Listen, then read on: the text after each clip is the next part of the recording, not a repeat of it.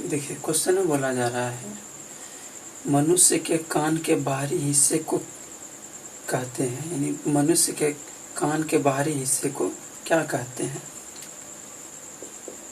मनुष्य के बाहरी हिस्से को कर्णपल्लव कहते हैं।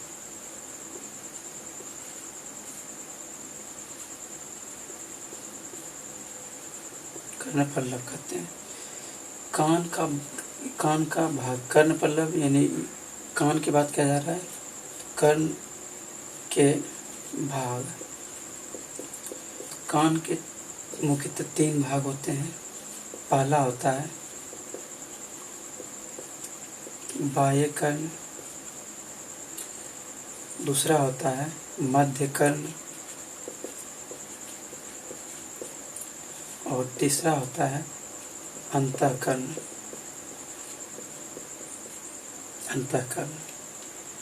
और बाह्य कर्ण को ही हम लोग बोलते हैं कर्णपल्लव। कर्णपल्लव या फिर इसी को हम लोग बोलते हैं बाह्य कर्ण कुहर। बाह्य कर्ण कुहर इसको बोलते हैं। और मध्य कर्ण को हम लोग बोलते हैं कर्णपट गुहा। कर्णपट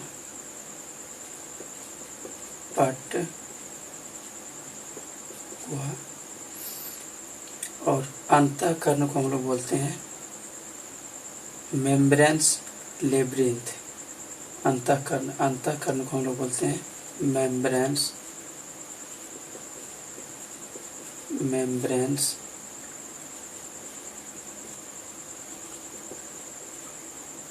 लेब्रिंथ। ठीक, तो क्वेश्चन में बोला है कि मनुष्य के बाहरी हिस्से को क्या कहते हैं? मनुष्य के बाहरी हिस्से को क्या कहते हैं? कर्णपल्लव या फिर बाह्य कर्ण कुहर। तो ऑप्शन में क्या है? कर्णपल्लव। यही इसका आंसर हो जाएगा, यानी कि ऑप्शन नंबर कितना हो जाएगा? ऑप्शन नंबर कर्णपल्लव, ऑप्शन नंबर सी हो जाएगा इसका आंसर। और कर्णपल्लव जो है ये इसका काम क्या है? इसका काम है कि ध्वनि तरंगों का संग्रह करता है। यही ध्वनि तरंगों का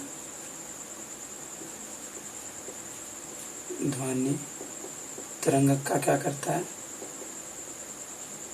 संग्रह करता है। ये कर्णपल्लव क्या करता है? ध्वनि तरंग का ये संग्रह करता है। अगला क्वेश्चन में बोला जा रहा है रदरफोर्ड प्रकीर्णन प्रयोग में अल्फा कणों का स्रोत क्या था? देखिए हीलियम नाभिक होते हैं। अल्फा कण जो है ये क्या होता है? हीलियम नाभिक होता है अल्फा कण। ये क्या होता है? अल्फा कण ये होता है हीलियम नाभिक। हीलियम नाभिक होते हैं। हीलियम नाभिक होते हैं। तो इसका आंसर क्या हो जाएगा? हीलियम नाभिक, यानी ऑप्शन नंबर सी इसका आंसर हो जाएगा। अब देखिए इसी अल्फा कण को हम लोग धनात्मक, अल्फा कण जो होता है ये धनात्मक आवेश होता है। अल्फा कण जो होता है ये धनात्मक आवेश होता है। और धनात्मक आवेश जो है ये किसी रदरफोर्ड ने बताए थे अपने परमाणु मॉडल में कि किसी भी परमाणु के धन आवेश जो होता है, संपूर्ण धनावेश परमाणु के केंद्र में होता है। परमाणु केंद्र में क्या होता है? नाभिक। यानी अल्फा कण जो है ये क्या है? नाभिक। यानी अल्फा कण कहाँ रहेगा? नाभिक में। अब इसी में क्वेश्चन देखिए कि अगर बीटा कण पूछा जाए, बीटा कण, तो बीटा कण जो होता है ये इलेक्ट्रॉन होते हैं। बीटा कण क्या होता है? ये इलेक्ट्रॉन होते हैं, इलेक्ट्रॉन। बीटा कण क्या होता है? इलेक्ट्रॉन, जो कि ऋणात्मक होता है। इलेक्ट्रॉन होता है जो कि ऋणात्मक होता है। और गामा कण क्या होता है? गामा किरण, गामा किरण जो होता है, गामा किरण ये विद्युत चुंबकीय विकिरण होता है। ये होता है विद्युत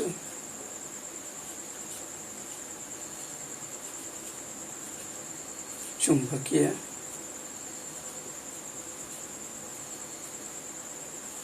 विकिरण जो उदासीन, जो कि उदासीन होता है। तो इस क्वेश्चन का ऑप्शन नंबर सी था आंसर।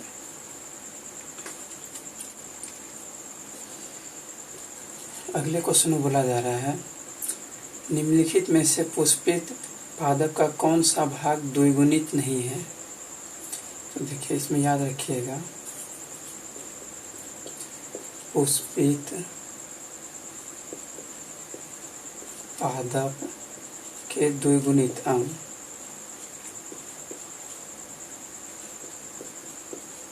द्विगुणित अंग, पुष्पित पादप के द्विगुणित अंग कौन कौन से हैं? तो हो जाएगा इसमें पहला हो जाएगा अंडाशय, अंडाशय जिसको हम लोग इंग्लिश में ओवरी कहते हैं।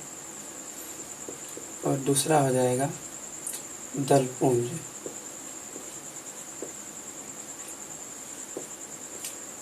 दलपुंज हो जाएगा जिसको हम लोग इंग्लिश में बोलते हैं एंथर, एंथर, एंथर बोलते हैं, एंथर। और तीसरा हो जाएगा, ये हो जाएगा युग्मनज,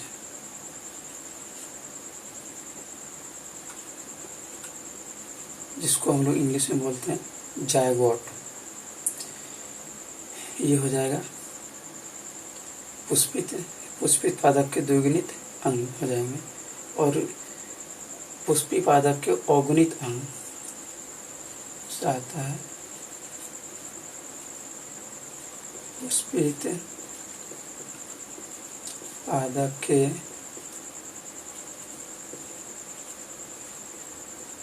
अगुणित अंग।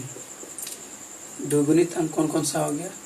अंडाशय यानी ओवरी, दलपुंज यानी एंथर, युग्मनज यानी क्या हो जाएगा? जायगोट। और पुष्पित पादप के अगुणित अंग जो है, अगुणित अंग में आ जाएंगे। पहला होता है मेल गैमेट, मेल गैमेट। और दूसरा होता है परागकण, परागकण। और तीसरा होता है अंडा। तो क्वेश्चन में बोला गया है कि द्विगुणित नहीं है, द्विगुणित नहीं है। तो द्विगुणित में अंडाशय है, दलपुंज है, युग्मनज है। तो ऑप्शन नंबर ए में दिया है अंडा, तो वही आंसर हो जाएगा अंडा, क्योंकि वो द्विगुणित नहीं है, वो क्या है? अगुणित है। ये जो कि ऑप्शन नंबर ए में है, इसका ये आंसर हो जाएगा। ऑप्शन बी में है दलपुंज, दलपुंज क्या है? द्विगुणित है। और ऑप्शन सी में है अंडाशय, ये भी द्विगुणित है। और ऑप्शन डी है युग्मनज, जो भी द्विगुणित है। इसमें बोला जा रहा है द्विगुणित नहीं है, तो ये हो जाएगा अंडा। अगले क्वेश्चन में बोला जा रहा है निम्न में से कौन से जीव परजीवी पोषण युक्ति दर्शाते हैं? तो देखिए इसका आंसर हो जाएगा कास्कोटा, जिसको हम लोग बोलते हैं अमरबेल, जो कि ऑप्शन नंबर डी में है। देखिए कास्कोटा, अमरबेल, ये जो है परजीवी पोषण युक्ति दर्शाते हैं। ये परजीवी पोषण युक्ति दर्शाते हैं। और यह क्या है, एक परजीवी लता है। यह एक परजीवी लता है। ठीक, ये जो होता है, ये दूसरे पेड़ पे ये आश्रित रहते हैं। अमरबेल जो है ये दूसरे पेड़ पौधा पे आश्रित रहते हैं, ये परजीवी है। ठीक, और अगला जो यहाँ पे ऑप्शन दिया हुआ है, ये नॉस्टॉक जो है ये है नीले हरे शैवाल। नॉस्टॉक जो है ये नीले हरे शैवाल है, नीले हरे शैवाल है। और ये साइनोबैक्टीरिया का एक प्रजाति है। नॉस्टॉक जो है ये साइनोबैक्टीरिया,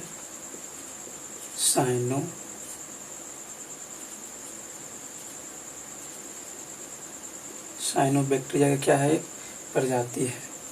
ये प्रोकैरियोटिक होते हैं, लेकिन इसमें प्रकाश संश्लेषण की क्रिया होते हैं, यानी कि ये प्रकाश संश्लेषण करते हैं। प्रोकैरियोटिक है फिर भी ये प्रकाश संश्लेषण करते हैं। कौन? नॉस्टॉक। और ये कवक है, कवक क्या है, ये कवक परजीवी है। कवक भी क्या है, परजीवी है। और ये मृतोपजीवी भी है, इसको मृतोपजीवी भी बोलते हैं। परजीवी भी है और मृतोपजीवी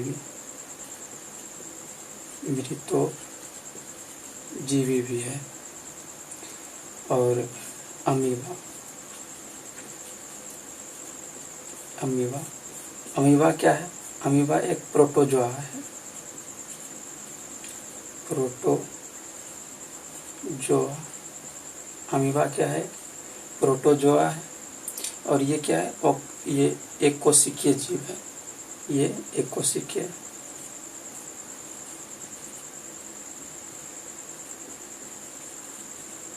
ये क्या है, कोई कोशिकीय जीव है। अमीबा क्या है, एक कोशिकीय जीव है। तो इसमें आंसर क्या हो जाएगा, ऑप्शन नंबर डी हो जाएगा, अमरबेल। क्योंकि ये अमरबेल क्या है, ये परजीवी पोषक युक्ति दर्शाते हैं ये, तो इसका आंसर डी हो जाएगा। अगले क्वेश्चन में बोला जा रहा है, निम्नलिखित में से किस कोशिकांग को कोशिका का ऊर्जा घर कहा जाता है। देखिए, तो इसका आंसर हो जाएगा option number C, mitochondria. Mitochondria,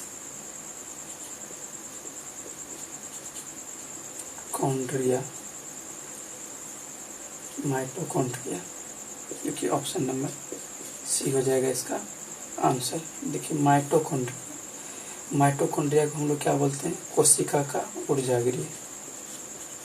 कोशिका का ऊर्जागृह या फिर ऊर्जाघर, इसको बोलते हैं ऊर्जाघर। और इसका अन्य नाम जो है, अन्य नाम इसको हम लोग कॉन्ड्रियोसोम भी कहते हैं। कॉन्ड्रियोसोम इसी को बोलते हैं, या फिर प्लास्टोकॉन्ड्रिया।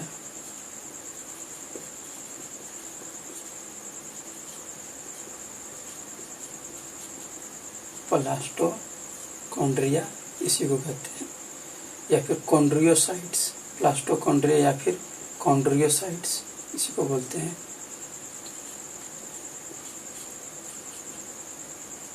कॉन्ड्रियोसाइट्स।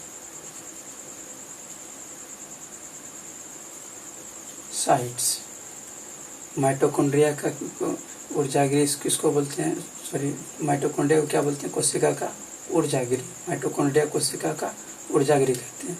और इसका अन्य नाम क्या है, कॉन्ड्रियोसोम और प्लास्टोकॉन्ड्रिया और कॉन्ड्रियोसाइट्स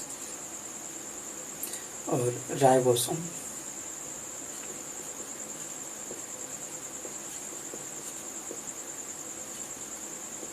राइबोसोम। राइबोसोम जो है, राइबोसोम ये प्रोटीन का संश्लेषण करता है। प्रोटीन का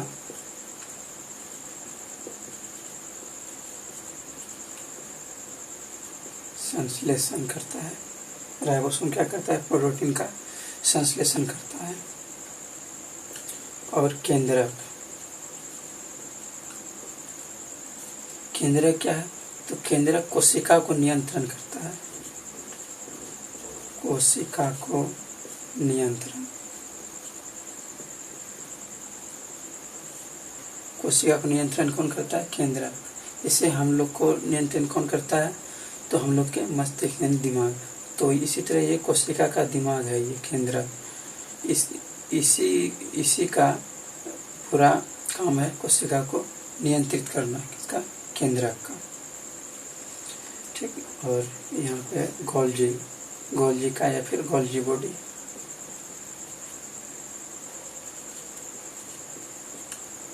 गोल्जी का, तो गोल्जी का क्या काम है? इसका काम है कि पोषक पदार्थ को पैकेट में बंद करके कि सारे कोशिकाओं को ये देते हैं। ये पोषक को क्या करते हैं? ढोने का काम करते हैं। ये कोशिकाओं को देते हैं, पैकेट के रूप में बंद करके ये कोशिकाओं को देते हैं। क्या करते हैं? पोषक पदार्थ को।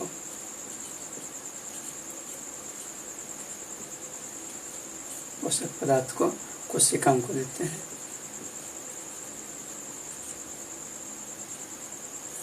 कोशिकाओं को देते हैं।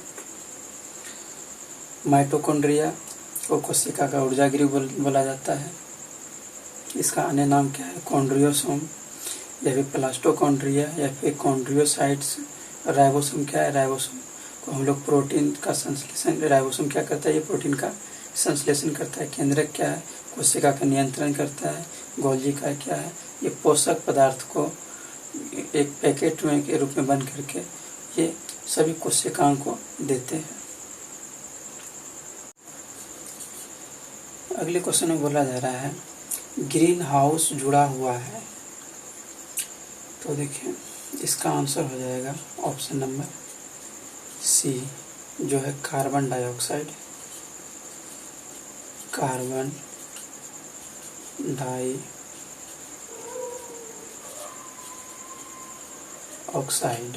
CO2 गैसेस कहते हैं। देखिए ग्रीन हाउस गैसेस कौन कौन सा होता है? Green house gas, green house gases कौन कौन सा होता है? तो इसमें पहला आता है कार्बन डाइऑक्साइड CO2 और दूसरा आता है CH4 मीथेन, मीथेन CH4 हो जाएगा। और तीसरा है N2O नाइट्रस ऑक्साइड। चौथा है CFC क्लोरोफ्लोरोकार्बन। और पांचवा है ओजोन। और छठा है SF6। ये सब गैसेस जो है ये सूर्य से आती अवरक्त विकिरणों को अवशोषित कर पुनः पृथ्वी पर भेजने की क्षमता रखता है, इसलिए हम लोग इसको ग्रीन हाउस गैसेस कहते हैं। देखिए इसमें से ये कार्बन डाइऑक्साइड आ रहा है, तो ये कार्बन डाइऑक्साइड इसका आंसर हो जाएगा, जो कि ऑप्शन नंबर सी में है।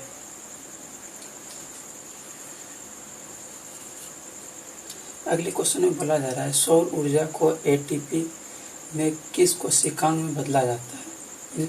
तो ये हरित लवक में बदला जाता है, हरित लवक में, और इसी का दूसरा नाम है क्लोरोफिल। हरित लवक या क्लोरोफिल, तो इसका आंसर हो जाएगा ऑप्शन नंबर सी, हरित लवक। हरित लवक, देखिए हरित लवक जो है इसी का दूसरा नाम है क्लोरोफिल।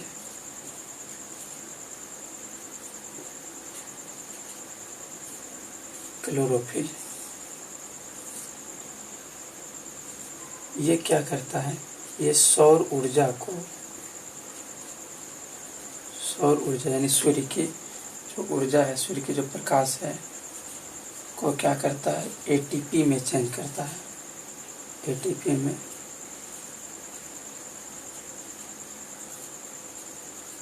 बदलता है। और इसके निर्माण में मैग्नीशियम Mg मैग्नीशियम तत्व बहुत ही महत्वपूर्ण है। ठीक, तो इसमें पूछा जा रहा था कि सौर ऊर्जा को एटीपी में किस कोशिका में बदला जाता है, किसमें बदला जाता है, हरित लवक में, और इसी का दूसरा नाम है क्लोरोफिल। तो इसका सही आंसर हो जाएगा ऑप्शन नंबर सी, हरित लवक। अगले क्वेश्चन में बोला जा रहा है बायोगैस का मुख्य घटक है, बायोगैस का मुख्य घटक है। तो इसका आंसर हो जाएगा option number A, CH4 methane. अब देखिए बायोगैस का जो मुख्य घटक होता है, बायोगैस का घटक, इसका जो घटक होता है ये होता है, पहला होता है मीथेन, मीथेन जो 50 से 80% होता है, और दूसरा होता है कार्बन डाइऑक्साइड,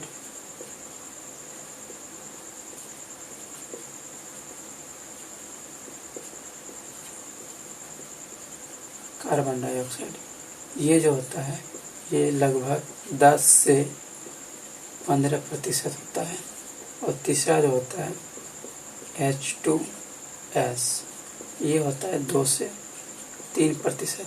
देखिए सबसे अधिक मात्रा किसकी है इसमें, मीथेन की है, CH4 50 से 80% है, सबसे अधिक मात्रा है। तो इसका प्रमुख घटक कौन सा हो जाएगा, मीथेन हो जाएगा, CH4, ये इसका आंसर हो जाएगा ऑप्शन नंबर ए।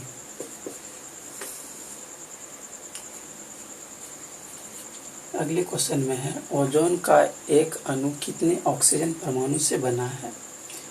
बोला जा रहा है ओजोन का एक अणु कितने ऑक्सीजन परमाणु से बना है। देखिए ओजोन, ओजोन को हम लोग लिखते हैं O3 लिखते हैं,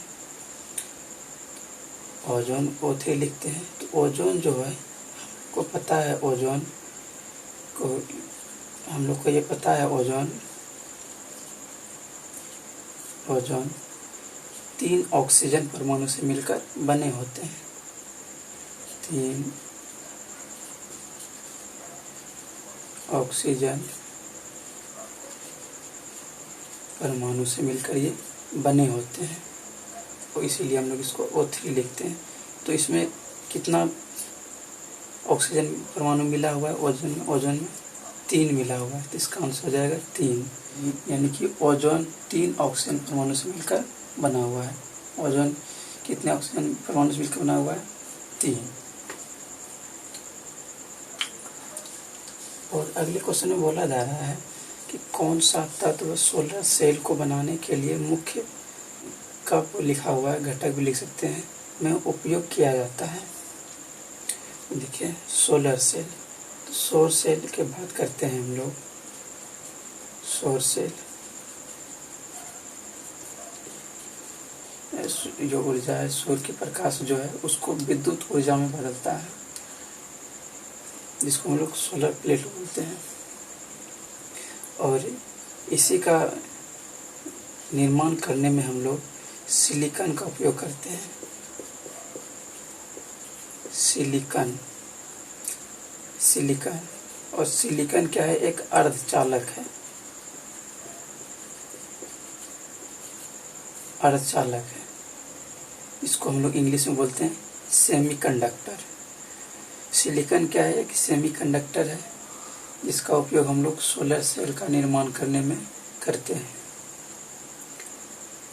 तो इस क्वेश्चन में बोला गया है कौन सा तत्व सोलर सेल को बनाने के लिए मुख्य कप में उपयोग किया जाता है, किसका उपयोग किया जाता है, सिलिकॉन का। इसका आंसर हो जाएगा ऑप्शन नंबर डी, सिलिकॉन। देखिए जो सिलिकॉन है, सिलिकॉन का संकेत होता है Si, और इसका जो परमाणु संख्या होता है, परमाणु संख्या होता है 14।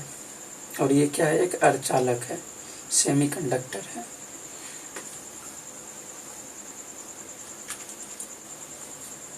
अगले क्वेश्चन में बोला जा रहा है साइनोबैक्टीरिया तथा माइकोप्लाज्मा किस समूह के उदाहरण है। साइनोबैक्टीरिया तथा माइकोप्लाज्मा किस समूह के उदाहरण है। तो इसका आंसर हो जाएगा option number A, Monera. Cyanobacteria तथा माइकोप्लाज्मा जो है ये मोनेरा समूह के अंतर्गत आते हैं। देखिए मोनेरा। अब इसमें ये जो है ये साइनोबैक्टीरिया तथा माइकोप्लाज्मा इसके अंतर्गत आते हैं। इसके अंतर्गत कौन कौन आते हैं। साइनोबैक्टीरिया, साइनोबैक्टीरिया और माइकोप्लाज्मा।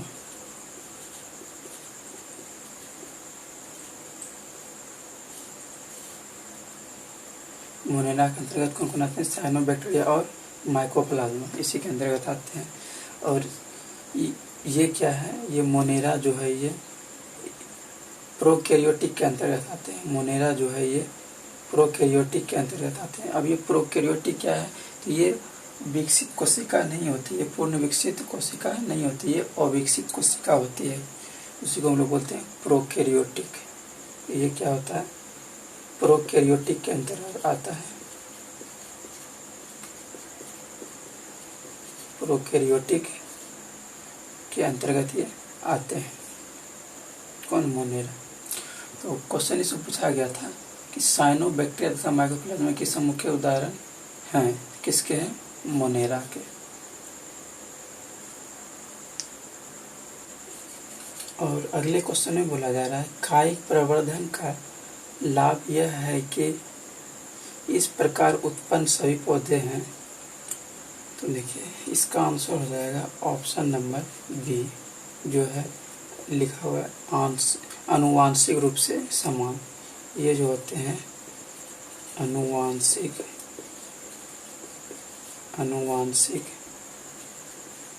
रूप से समान होते हैं। आनुवांशिक रूप से ये समान होते हैं। अब देखिए कायिक प्रवर्धन द्वारा उत्पन्न सभी पौधा जो होता है आनुवांशिक रूप से समान होता है। कायिक प्रवर्धन द्वारा जितना भी पौधा उत्पन्न होता है आनुवांशिक रूप से पूरा वो समान होता है। और कायिक जनन द्वारा पौधे जो होता है जड़, तना, पत्ती तथा कलिका से प्राप्त किया जा सकता है। कायिक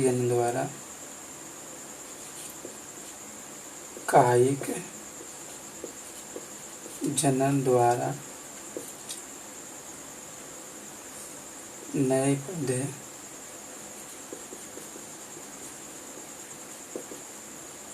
पौधे जो है ये जड़, तना, पत्ती तथा कलिका से प्राप्त किया जा सकता है।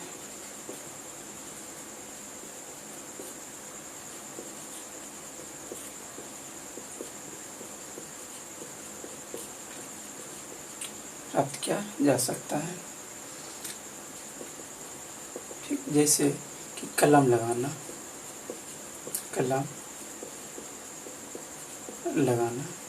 देखिए कायिक जनन द्वारा जो नए पौधे होते हैं वो जड़, तना, पत्ती तथा कलिका से प्राप्त किया जा सकता है। जड़, तना, पत्ती तथा कलिका में डंठल से प्राप्त किया जा सकता है। इसे हम लोग कलम लगाते हैं, यानी कि एक कोई सा डंठल रहता है उसमें मिट्टी दे करके उसको पॉलीथीन से बांध देते हैं या फिर कपड़ा से बांध देते हैं और कुछ दिनों के बाद उसमें से जड़ निकल आते हैं। तो कलम लगाना हुआ। जैसे कि इसका सबसे बेस्ट एग्जांपल है गन्ना। गन्ना का क्या करते हैं हम लोग, इसको काट देते हैं। ये गन्ना है, छोटे छोटे टुकड़े में काट देते हैं और इसी को हम लोग अपने खेतों में इसको रोपते हैं। तो ये क्या होता है, मिट्टी में रहते रहते इसमें जड़ उत्पन्न हो जाता है और ये एक पौधे का निर्माण करती है। तो इसका सबसे ये बेस्ट एग्जाम्पल हो गया।